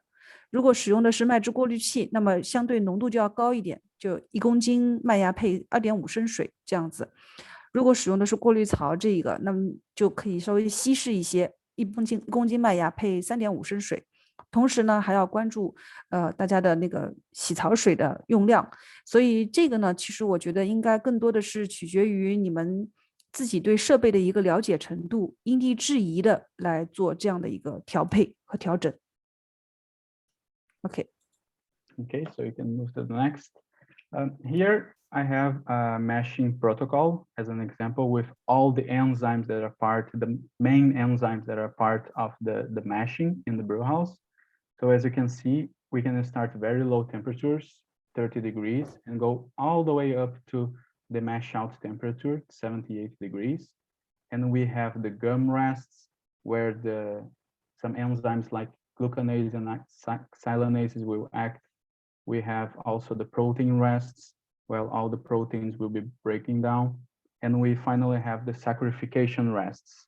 So once you're using only malt in your grain bill and kiln malt plus a base malt, for example, we can forget about the gum rest and the protein rest because all these steps are done in the malting house, and you can mash in temperatures like 63 degrees, for example, and then go up. You can have a much shorter mash time if you only use base malt and kiln malts. So this is very important for the stability of your final product to keep all the times in your brew house very short. This is one of the benefits of using kiln malts. OK， 那么这张图呢，给大家展示的是几个不同的温度条件下对于一些化学成分的最佳反应情况啊阶段。比如说在第一个35摄氏度左右，这个时候呢是 gum rest 胶质休止，也就是说其中像葡聚糖酶、木聚糖酶等等，它们是可以最好的起作用的。那么在45摄氏度到52摄氏度这段时间呢，是蛋白质休止，也就是说这些蛋白酶它会发挥作用。大家有看到，就我刚刚有提到，就是很多人可能会喜欢从50度左右的水温开始进行糖化。那么这个主要呢是可能因为这个麦芽本身啊，它的蛋白质降解做的并不是非常好，所以会从45度或者是52度这个温度开始进行糖化。那么这个呢，最大的问题是有可能，因为在这个温度段里面，脂肪氧化酶 LOX 这个氧化酶啊，它也是最活跃的，它带来的结果就是这个酶会起到一定的作用，使我们的酒最终非常容易的氧化。当然，如果说是因为考虑到整个综合因素，我们只是从理论上来去讲解这个过程啊，到最后黄色这部分是糖化的阶段。那么糖化呢，从63摄氏度开始就进行淀粉酶的降解了，所以一般就我们从麦芽厂的解读上来说，溶解不足的就没有做得很彻底的麦芽，要从较低的温度开始糖化，而溶解充分的，那么前面的这些步骤，麦芽厂已经帮酿酒师们都完成了，所以酿酒师只需要从63摄氏度开始糖化就可以。那么所以如果你使用的只有基础麦芽跟这个烘干麦芽这些类别的麦芽产品的时候呢，就不需要有太复杂的温度设定，可以缩短你的糖化周期，这个对整个酒的稳定性是非常有利的。OK. Okay, next slide, please. So here we have a table with all the kiln malts offered by Castle Malting. And in this table, the malts are ranked by the percentage suggestion of use for each malt. And this number, this suggestion number, it's based on the flavor intensity of each malt and also in the enzyme activity and the fermentable sugars present in this malt. So for example, the Chateau Munich Light, it's a very light malt, there's light flavors, there's more enzyme activity, there's more diastatic power in this malt, and also more fermentable sugars. So we can suggest to use up to 60% of the grain bill. Whereas the Café Light, the last malt in the list, we only suggest to use 10% of this malt because this malt has a lot of intense flavors and also has no diastatic power, no enzyme activities, and very little fermentable sugars present in this malt. 那么这个就是我们刚刚就是吉尔也有提到的，不同的麦芽，哪怕它都是属于烘干麦芽这一个系列，它的投用比例是会有比较大的差别的。像浅色慕尼黑这一类，它因为烘干程度比较浅，它的颜色比较浅，所以呢，其实我们用的比较大的比例，用到60%，我们推荐比例是60%啊。当然，这些推荐比例呢，你说如果你用的时候会比它多或者比它少，都是可以的，并不是说不可以，只是我们从麦芽生产商的角度上，给大家推荐一个最合适的、合理的、利用率最高的一个配比。那么浅色慕尼黑呢，你就可以用的比较多一点，它不会给啤酒带来很浓烈的特殊气味，那么颜色也比较淡，不会很深，相对来说比较淡，所以我们推荐60%。那么逐渐在颜色慢慢加深的过程当中呢，可以看到最深的这一款浅色咖啡，它因为它的我刚刚还有少说了一个，就是浅色慕尼黑，它的可发酵糖仍然比较多，酶活性也比较强，所以它可以多用一些。那么像浅色咖啡呢，这一款烘干麦芽，它的可发酵糖就会相对少很多了，它主要是起到一个调色和增香的作用。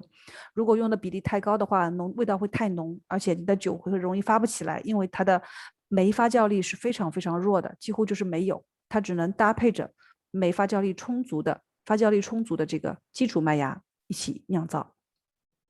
Okay, next. So now I'm going to give you a few examples on beer styles, beer recipes that you can use this kiln malt. And we're going to start with the Chateau Munich. Chateau Munich is very good to brew German beers. It's a very traditional German malt. And we can use, for example, 15 to 20% in a Munich Helles. It's a very light beer, malty, very refreshing beer. So we can use 15 to 20% to bring a bit more malty flavors to this beer style. We can use also half of the grain bill, from 40 to 60% in a German Marzen. It's a very malty beer, very full body with a good color, good golden color. So this Munich malt will help also to increase the color of the beer. And we can go up to 100% of the grain bill in a Munich Dunkel. It's a very malty beer, refreshing as well, full body. It's a very traditional style to show all the power of a Munich malt. OK， 那么这边呢，给大家做一些应用案例啊，我们基本上这个接近尾声了。应用案例当中呢，首先提到的一款是城堡的慕尼黑麦芽。刚刚说到这个麦芽是一个德式的品种，那么通常呢用来做德国啤酒比较有名。像如果你只是用到15%到20%，那它的颜色不会很深，像这种淡金黄色的，出的就是慕尼黑淡啤酒这个名称。我不懂德文，这个我不会念，可能有朋友他懂德文的知道。那么第二款呢是德国的3月啤酒，那么这一款呢用到的慕尼黑麦芽的比例大概是在40%到60%。第三款呢是慕尼黑深色啤酒，那么这一个啤酒的慕尼黑麦芽用量就要达到80%，甚至到100%。像我们刚刚推荐比例当中，只有60%，但是这一款呢，仍然是可以用到100%。它所出来的效果就是非常极致的，偏深的颜色，也是非常的 refreshing， 就是它很清新的这种感觉。OK。Okay, next slide, please. Now talking a bit about the Chateau Melano, which is a very malty malt. And there's imparts a lot of malty flavors and is excellent to increase the color of any beer and also bring all those Maillard flavors mimicking the decoction, the old traditional process decoction that the brewers used in the past. So we can use 3 to 8% in an amber lager only to increase the color, to make the more reddish color called amber color to the beer. Is not going to impart in much flavor, only to bring the extra colors. We can also use 10 to 15% in an English porter to bring also the malty flavors to this beer, and along with other roasted malts to finish the color of this beer. And we can use 15 to 20% in a Doppelbock, very, very strong beer, German beer, with a nice amber color and full of malty flavors and sometimes even roasted flavors. OK， 那么接下来讲的这一款呢，也是城堡非常有名的，叫类黑素麦芽。我有很多就是认识的这个酿酒师朋友，他们都跟我讲过用过以前这个类黑素麦芽，觉得非常好，很香啊。确实，类黑素麦芽的一个特征呢，就是给啤酒上层染上红色，还有一个特征呢，就是浓郁的麦香气息。像左边这个第一款琥珀拉格加3%到8%这个类黑素麦芽的用量，基本上呢它不会有非常大的口味的改变，只是给这个酒上色，这个后面会形成一些偏红的非常亮红色的这种效果。做红啤应该有很多酿酒师用过，都是加类黑素麦芽的。那么中间这一款英式波特呢，就会加的稍微多一些，从10%到15%的这样的一个配比，那它呢就形成了比较浓郁的这种麦香气息了。同时这个颜色应该是搭配着其他深色麦芽，就是烘焙麦芽一起做的，而不仅仅是用类黑素效果带来的啊。或者再多一些，从15到20，就把这个配比可以做一款浓郁的这个双伯克。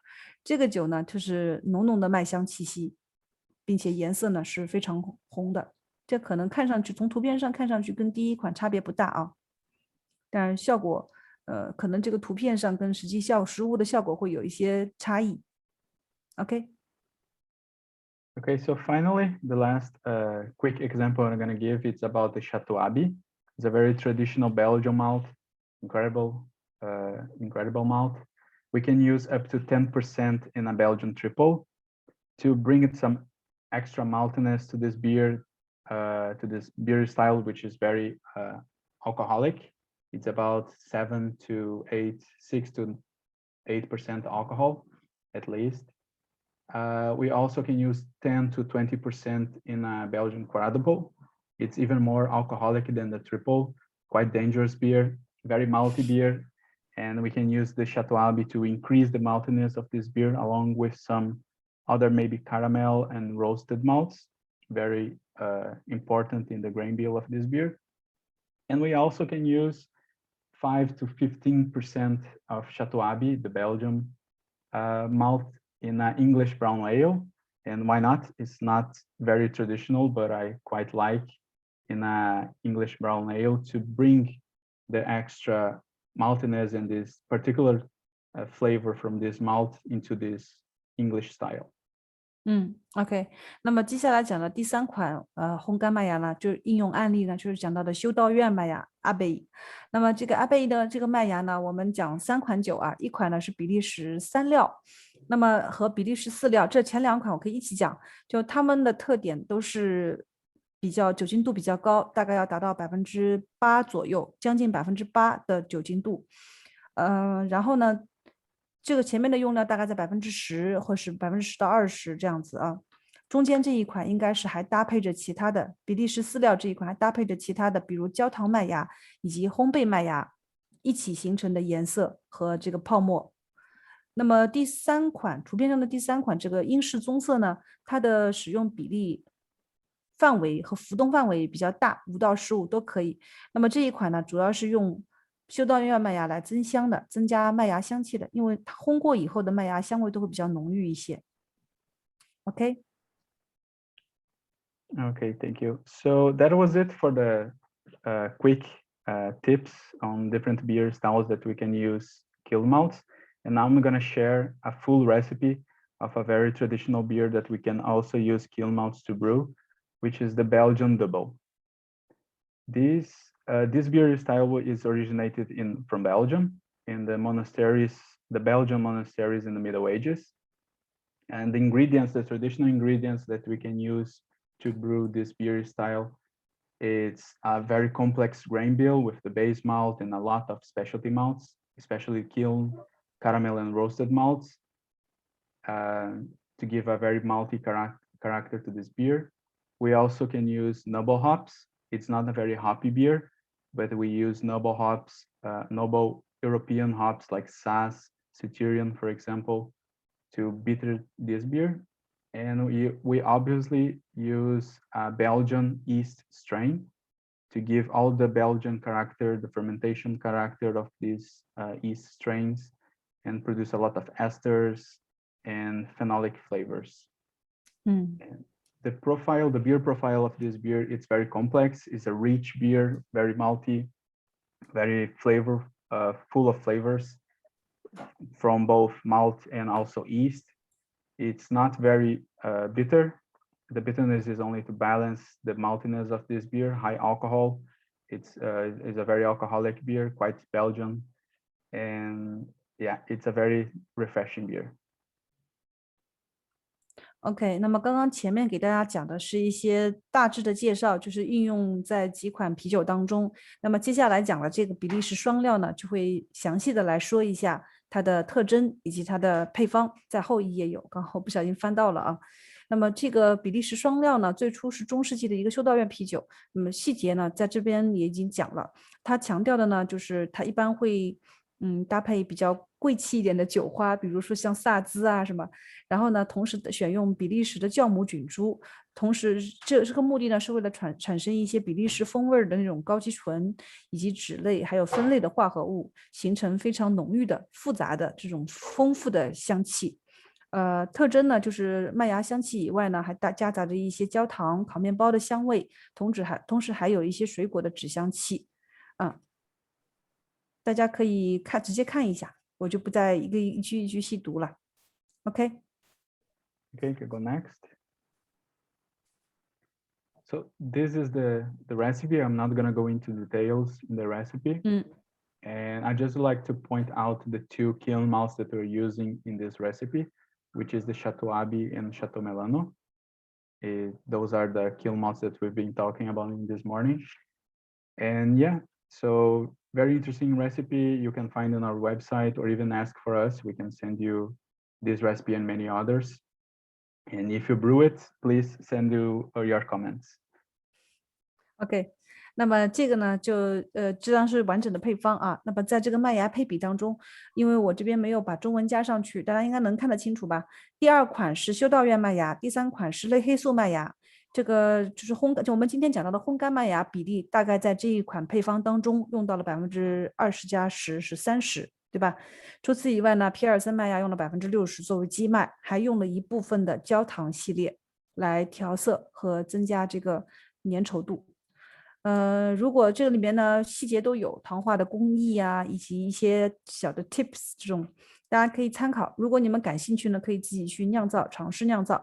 如果做了呢，记得交作业，也欢迎你们给我们提出一些建议，还有一些评论。OK。Okay, can go next.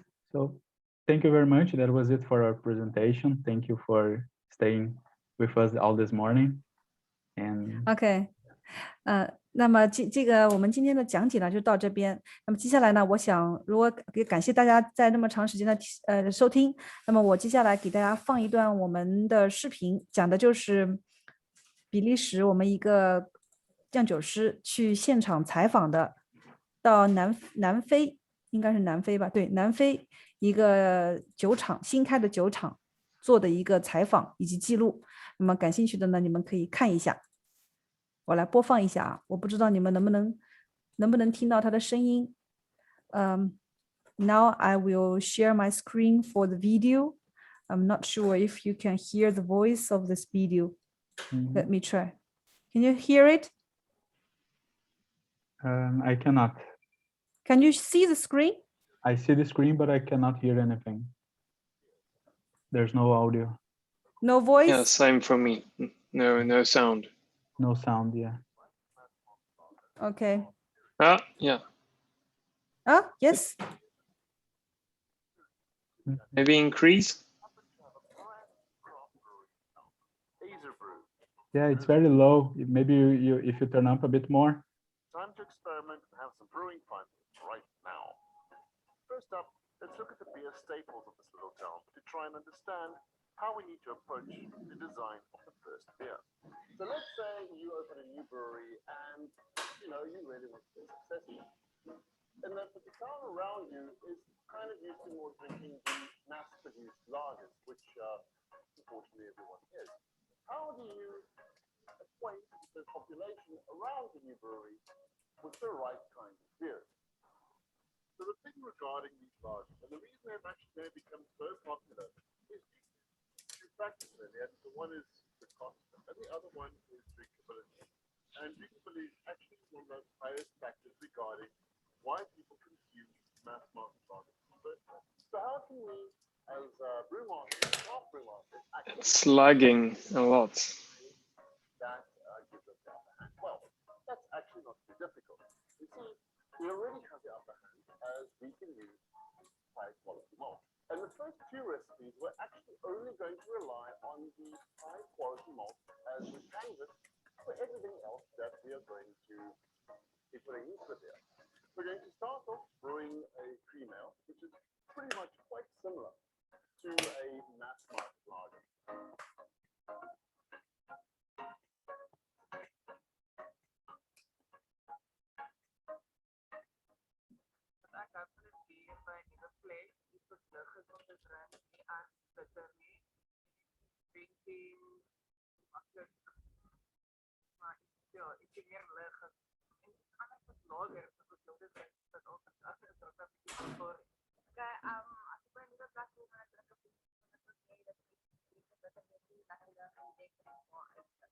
Cream ale is a style of beer that is very similar to mass market lagers in theory, but since we have the upper hand in terms of ingredients we can use, we are assured of a far tastier end result. The basic recipe for our cream ale is as follows: 80% Castle Malting pale ale malt. The pale ale malt is a solid backbone malt if you're not worried about color. It has a very high diastatic power and a clean and noble malt character that is the perfect canvas for our other flavors. 20% rice or cornflakes or 10% dextrose. Since we are aiming for drinkability, adding either adjunct or sugar will ensure we have an end result that the locals will immediately recognize, but also appreciate the stark difference in flavor that our version will have. Mandarina Bavaria hops at first wort hopping. Doing a first wort hopping method will ensure we get a beautifully smooth bitterness in this beer. Cascade and Centennial hops at 15 minutes. Cascade and Centennial hops at Whirlpool, because we want a bright citrus and grapefruit nose to complete the experience. So at the end of the day, you're left with a product that is adequately colored. Too much color. Remember then, there's no caramel, there's nothing else here. We are actually just relying on the fact that the quality of the malt across the table is so incredible. And flavor exactly what you're looking for. It has to be malt flavor, but it's just a nice canvas. Put that up front, and it really makes a beer which isn't too complicated and is very easy to drink. And I think the guys in the smaller town are really going to appreciate it. So let's stick with you and see on and see what people think of that little Belgian beer. Yes. See you next time.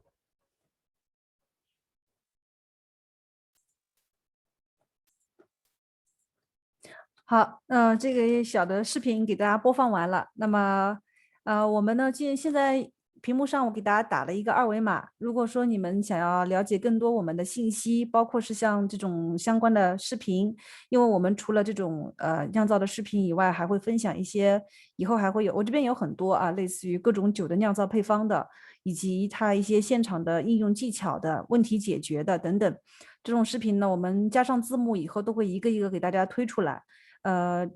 也欢迎你们来给我们多提一些建议和意见。所以，如果感兴趣的话，欢迎关注我们的频道。剩下的我们今天的这个研讨会就基本上到这边结束了。Okay, I told them that's all for today's speech and webinar, and I have also showed the QR code for our WeChat account. So if they are interested, you can scan and follow us on the platform. Nice. 好，那就谢谢大家跟我们一起度过了这么大概有2个小时的时间。It has been about 2 hours for today. Yeah, a bit long, but thank you for everybody for attending, and thank you, Celine, for the translation, and Gabriel My for pleasure. the presentation. Thank you, Thank you, Gil. guys. Thank you, Gabriel. 谢谢大家，感谢收听，我们那第4场会议再见。